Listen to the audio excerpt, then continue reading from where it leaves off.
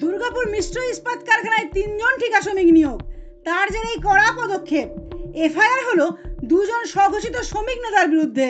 গত শনিবারের পর সপ্তাহ ঘুরতেই এই শনিবারও শিল্পাঞ্চলের মাটিতে আবারও শোয়া মেজাজে তৃণমূলের শ্রমিক সংগঠনের রাজ্য সভাপতি। দুর্গাপুরের সিধু কানু স্টেডিয়ামে দলীয় কার্যালয়ে সাংবাদিক বৈঠকে আবারও বিস্ফোরক ঋতব্রত। শ্রমিক নিয়োগে দুর্নীতি রুখতে একের পর এক পরিকল্পনা।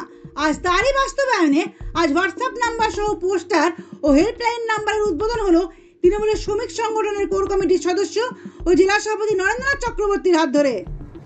আমরা এটা বিশ্বাস করি যে রাজনৈতিক ব্যাকআপ ছাড়া এত সাহস জোগাড় করা সম্ভবপর নয়। সুতরাং আজকে এবং আমরা একটা অ্যানেক্সচার দিচ্ছি, এই 3 জনের নাম তো আমি বলে দিলাম। এছাড়াও মানে এত কমপ্লেন যেহেতু এসেছে, আরও 12টা নাম, এবং সেখানেও কন্ট্রাক্টর মানে সেকেন্ডারি এমপ্লয়ার যিনি, মানে এই 15টা নাম আমরা 3টের নাম তো এখানেই রয়েছে কমপ্লেনের মধ্যে, আর কমপ্লেনের লেটারের সঙ্গে একটা অ্যানেক্সচারে আরও 12টা যা গত 1 মাসের মধ্যে মানে কোর কমিটি হওয়ার একটু আগে, মানে এরকম অনেক যে কোর কমিটি ঘোষণার আগে হয়ে গেছে।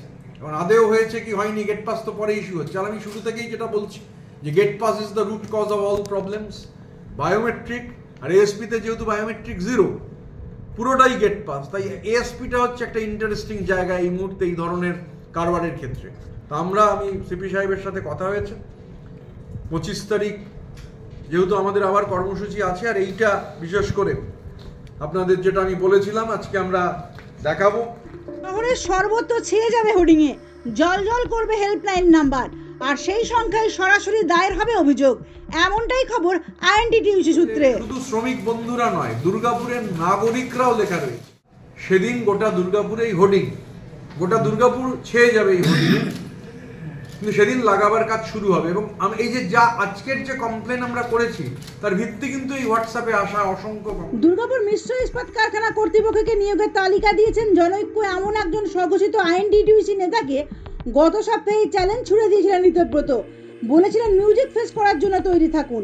আজ এমনই 2 জন স্বঘোষিত শ্রমিক নেতার বিরুদ্ধে থানায় এফআইআর দায়ের হলো আইএনটিটিইউসির পক্ষ থেকে। নির্দিষ্ট করে অভিযোগ রয়েছে যারা নিয়োগ করেছেন, এবং তার সঙ্গে স্পেসিফিক্যালি 2 জনের নাম আমরা যুক্ত করেছি। আমরা আজকে সিপি সাহেবের সঙ্গে কথা হয়েছে। এই মিটিং শেষ হয়ে যাওয়ার পর দুর্গাপুর কোক ওভেনে যিনি আছেন দায়িত্বে, তিনি সিপি সাহেবের পক্ষ থেকে এই কমপ্লেনটা গ্রহণ করবেন। এবং কৌশিক ঘোষ, আবির ব্যানার্জি এবং দেবজ্যোতি মণ্ডল এই এএসপিতে নিয়োগ। কৌশিক ঘোষের নিয়োগ হয়েছে ব্রাইট কনস্ট্রাকশনের থ্রুতে, এবং মা সিংহবাহিনী অ্যাসোসিয়েশনের থ্রুতে আবির ব্যানার্জি এবং দেবজ্যোতি মণ্ডলের রিক্রুটমেন্ট হয়েছে। সমীর সিং মায়াবাজার ওয়ার্ড নম্বর 36-এর বাসিন্দা দুর্গাপুরের, সমীর সিংয়ের নামে কমপ্লেন যাচ্ছে। এবং মা সিংহবাহিনী অ্যাসোসিয়েশনের সাহেব গাঙ্গুলি, যিনি ধরাকে সরাজ্ঞান করছেন। দুর্নীতি রুখতে আরো কড়া পদক্ষেপ তৃণমূল শ্রমিক সংগঠন আইএনটিটিইউসির। এবার শ্রমিক নিয়োগ করবে সরাসরি কারখানা কর্তৃপক্ষ। যদি কেউ মনে করে পুরোটাই ফাঁকা আওয়াজ, তাহলে সে ভুল করছে বলে আবারও সাবধান করলেন তিনি। গোপন থাকবে তাদের নাম স্বাভাবিকভাবেই, এবং কেউ যদি মনে করে থাকেন যে সবই ফাঁকা আওয়াজ, ভুল করছেন। আমি আবারও বলছি যে ভুল হচ্ছে।